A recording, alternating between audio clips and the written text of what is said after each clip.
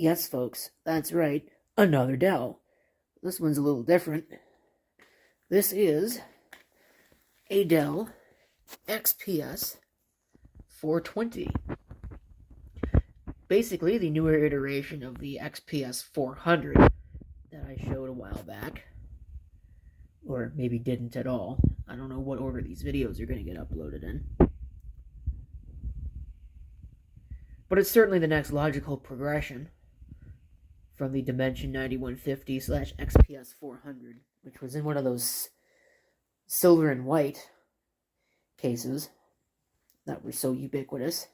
Not just with those, but with pretty much all kinds of different Dells.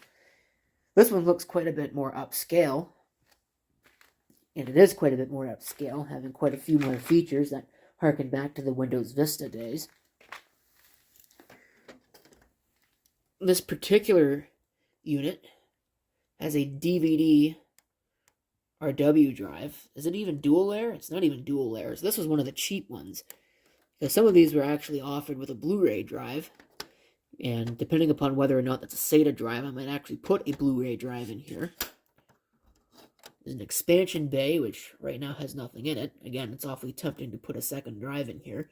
Maybe the original will go down there, and I'll put in a Blu-ray drive. This, I suppose, would have been for a front panel card reader that this one wasn't equipped with, but it is equipped with a floppy drive. Got front panel headphone microphone, 2 USB, and a 1394 port, which is not broken. There's your power switch, Dell XPS 420. This is another one of those BTX designs, so again, it was for improved cooling.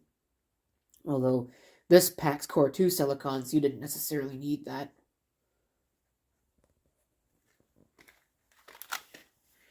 Here's your power supply, standard Dell power supply.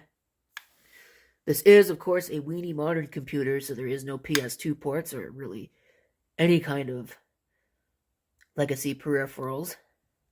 You get 6 USB on the back.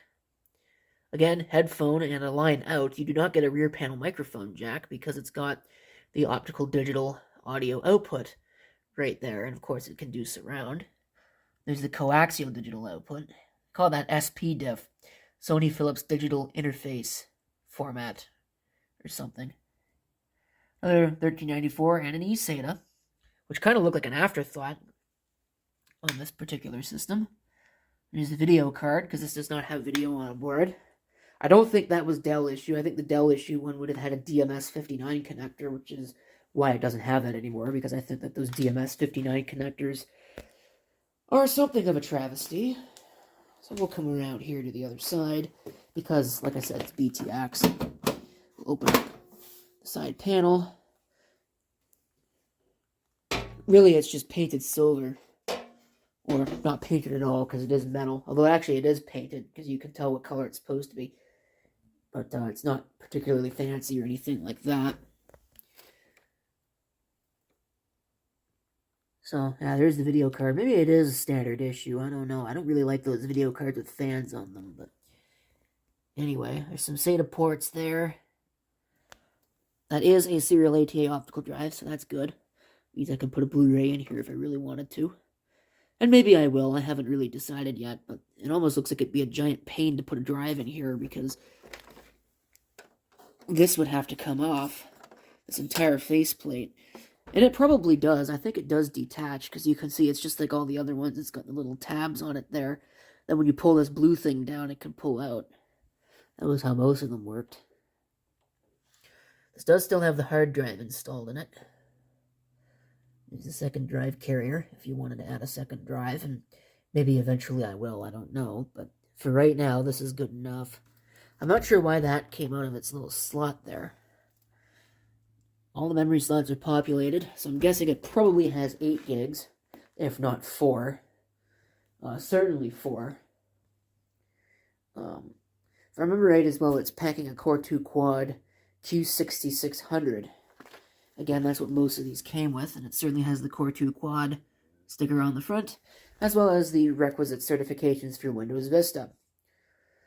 The only thing that makes this thing interesting in any way, you can see the Dell diagnostic LEDs there, but it's this, which is actually a Windows Sideshow compatible LCD display, which is a pretty neat feature.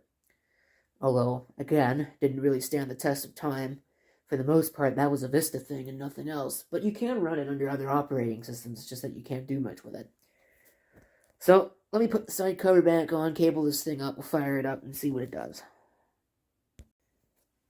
Okay, she's all cabled up.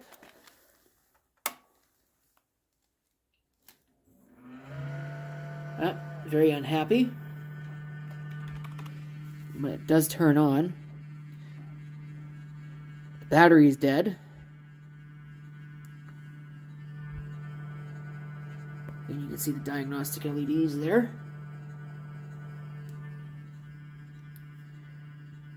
A04 probably has got an updated BIOS, which is fine. There's not much to really say there. Processor info, it's a Q6700. It's a little bit better.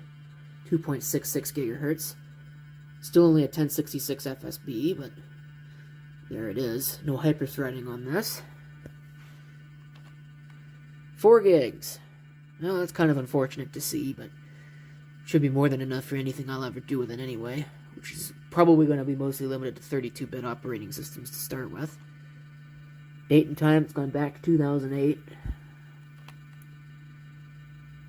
These are pretty standard. It's a 320 gig hard drive, Western Digital, so pretty decent, all things considered. And a Hitachi DVD RW. Does not do dual layer, which is fine. I don't know why RAID is on, but I'll leave it alone instead of messing with it for now. See if we can find the event log. Not much to see there. So, we'll exit setup. We'll see if it's running anything. Oop, Fedora Linux. Okay. So, I don't know if that was what was originally on here, but it's connected to NIS, or, well, it would have been connected to NIS at work, I think anyway. So, not much I could really do with it. So what I'm going to do is I'm going to go get my Windows Vista installation disk, because yes, we are really going to do that.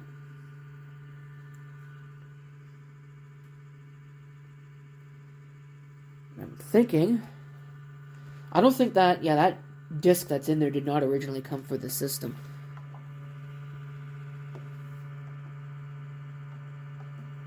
I thought that it would work under any operating system, but I guess it does not. Huh. Well, never mind on that one, I guess. So, I'll go get my Windows Vista disk and we'll install Windows Vista. It's got a home premium license on the back, so again, that's what we're going to do. And I'll cue all the comments from people who are going to say that Windows Vista sucks, but again, the point here is not to run something that doesn't suck. The point here is to run something that it would have run, in theory, back in the day. They'll probably tell me that the battery is dead, which I don't care. Press any key to boot from the CD, which it should do, I hope. I assume that optical drive actually works.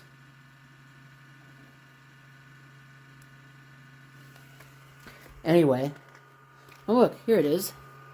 There's a Sideshow display, which you can use to play the world's smallest game of solitaire.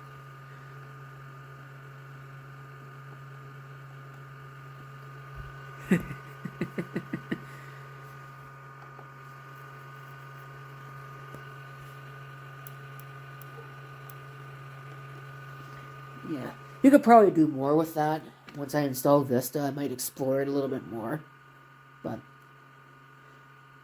it's pretty obvious, and you can see why I didn't stand the test of time, because it's just a giant gimmick, really. One other interesting thing I'd like to point out is that I thought the power LED on the front of this was green, but it's not. It's blue. Maybe one of the other ones was green. So I had 3 of these. I don't know where one of them went. I might have parted it out because it didn't work, but the other one is I gave to somebody else, and it's been riding in their trunk for several months. Huh. At least as of the making of this video, it's approaching the end of January 2023. So that's just a bog standard Windows Vista install. I don't really think I need to show this. So I'll be back once this process has completed. I must say that putting the hard drive LED on the top, rather than at the front with the power switch, was probably not the best idea ever, as far as usability. But, oh well. Certainly a lot of systems were like that at the time. Right above that, actually, I don't know if you can see that there's another LED there. I don't know if it's populated on this one, but on some systems that was a network LED. So I wonder if this one actually has that. A lot of these Dells had that. I think my Dimension 5150 has it, and it's even populated, so. But Windows Vista install is well underway. See how long it takes. Okay, we're at the first reboot.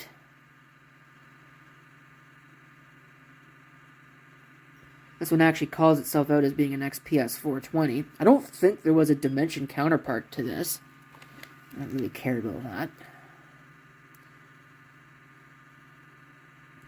So I haven't really set up the BIOS on this, which is probably a bad idea because that might screw up the Windows activation, which may or may not actually even work. Because again, it's Windows Vista. But it's also the OEM version of Windows, or that is an OEM key for Windows Vista, so it might just activate anyway. I don't know. And again, having said that, this is a retail copy of Vista. So I should probably get a Vista OEM desk. See if I can find one somewhere. I'm not going to buy one because that's ridiculous, but I don't think there's any really legal sources for Vista. This has no video drivers. Oh, it's trying to read the floppy drive. So this is probably the step where it will install the drivers that it has, if there's any. This being a Vista machine, it probably doesn't have any of them. Okay, so I just put it through the first part of that setup. Now we gotta wait for Windows to check computer's performance, which will take forever. Time is precious, not to Windows Vista. Okay, here we go. Let's see if it killed my activation by advancing it several years into the future than when it was initially installed. It's not going to be able to activate over the internet because, number one, it has no internet connected, and number two, the Windows Vista will not activate online anymore without some patches. Standard VGA graphics. Yep. This thing is going to need a bunch of drivers. 1.0. Oh, it will need to activate. So, that's neat. So, what I'm going to do is I'm going to go ahead and get out my wireless bridge device, hook this thing up to the network, try and activate, see if it'll actually work. And then I'm going to install all the drivers for this.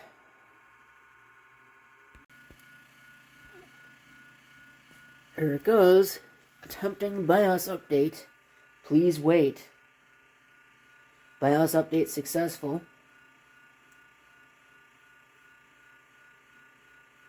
See what it says now. Digital. Revision A07. So it worked. Cool. That was easy.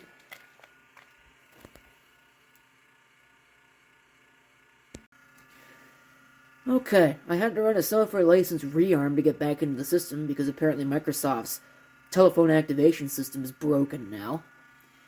So now we're going to try this, see if I can get this up to date enough to where the online activation will work. And if I can't, then I give up. I don't care. So it's going to sit on a shelf anyway. That'll be that. Because I am not going to fight with Microsoft's Microsoft's telephone systems for the next hour and a half. Or even longer if it takes even longer. And I'm certainly not going to speak to this stupid thing. because I value my sanity a little bit more than that. Okay, well, it's the next day. The computer did not die, and as it turns out, it did actually activate. So once I got the legacy update stuff done, it installed the proper root certificate update. So now I'm just installing all the Windows Vista updates. And this thing will actually be fully up to date. I think it's the first time I've fully updated Windows Vista in a very long time. I don't think I've ever owned a Windows Vista machine that was ever fully patched with all the updates Microsoft released for it. So, that'll be nice. I'll have to get out some of my other Vista machines and get all that prepared. But I've got way too many projects to work on right now.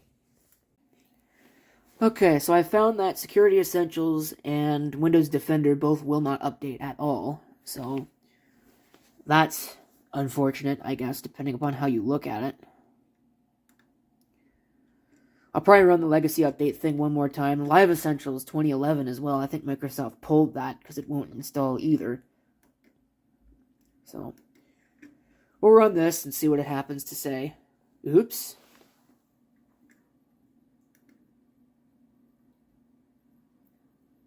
Huh, will it work anyway? Probably not, but we'll find out. Okay, that's certainly about typical for what you would see out of a Vista machine. So, like I said, I'll probably run this legacy update thing one more time. It did finally manage to install Internet Explorer 9. So we'll see if that'll work. We'll just tell it to use the recommended settings.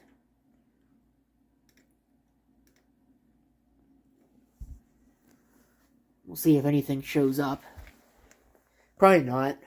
I'll have to find a different antivirus to run on this at a later time. I think the next thing I'm going to do, I want to check out that Sideshow display and see what else it can do. Okay. So I've gone in and enabled a bunch of stuff on this. Like a media player.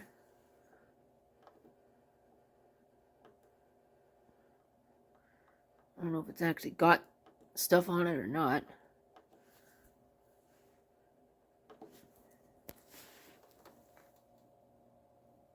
Of course, there's no audio, so it's not like it's going to do much. It says that it stopped. I don't think I gave it permission to stop. Hit play, it's still unstopped.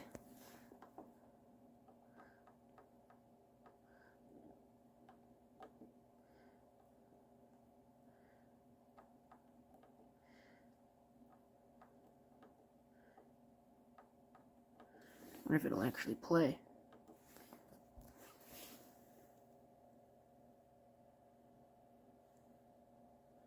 Still says that it stopped. I don't know if this thing can actually do video or not. Doesn't look like it. So that's kind of unfortunate. But, oh well, whatever.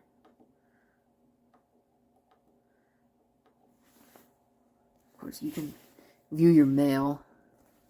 Whatever. There are not very many options on this for things to do. You get the world's smallest version of solitaire. You can come in here and play with it. The Sideshow stuff. If I can actually find it here. I know it's in the control panel.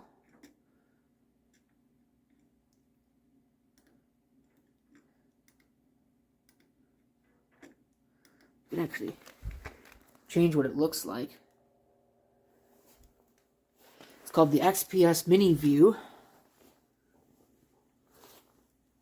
I'm sure if I click on this Get More Gadgets online link, it's going to take me nowhere. Yeah.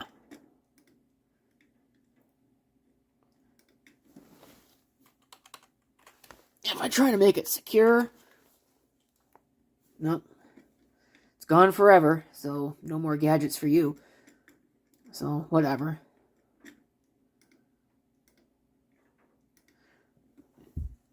of course, it's got those. Those are the standard ones, I think, that come with Windows. Maybe they don't come with Windows, I don't know. I know that one's a standard one. But anyway, we'll just put it back to the way that it was. It's a pretty neat idea. It's just too bad that it wasn't taken advantage of nearly as much as some of the other things. Of course, it's a Windows Vista feature, so not very many things in Windows Vista were taken advantage of either. So that's pretty much it for that. I don't really have anything else that I can think of to share, so thank you for watching, and if you've got any comments, feel free to leave them down below.